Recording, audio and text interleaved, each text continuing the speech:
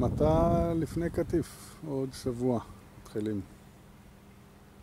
נראה לא רע, אבל חכה לראות בסוף.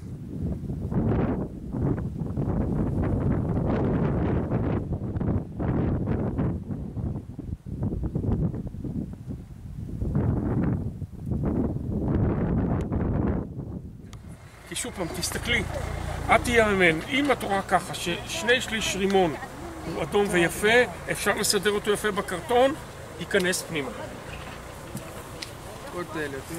לא, זה בסדר גמור, זה בסדר גמור. זה אפילו קלאס 1. אם הוא היה קלאס 2, זה יהיה קלאס 1. עכשיו, תהיו גמישים. אם אתם רואים שהם מצטברים לכם פה יותר מדי תרמילים, אז אתה קורא לאחת מהפועלות שתעזור לך למיין, ושולח אותו לקטוף, להיות גמיש. הם בחופן הפועלות תמיד יש להם תרמיל ריק לקחת.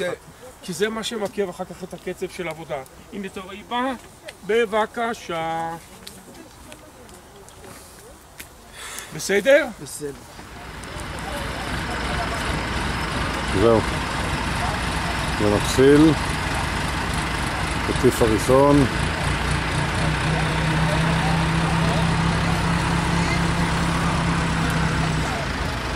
לא כל כך יודעים מה לעשות ואיך לעשות, אבל לאט לאט.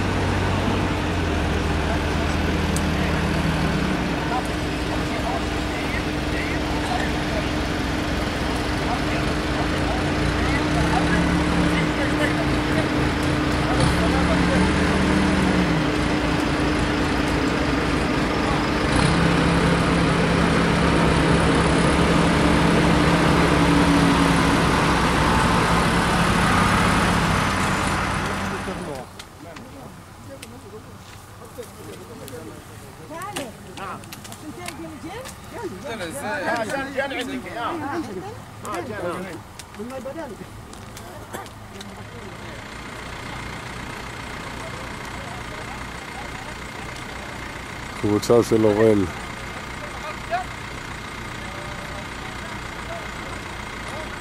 חתיכת אופרציה הקטיף הזה.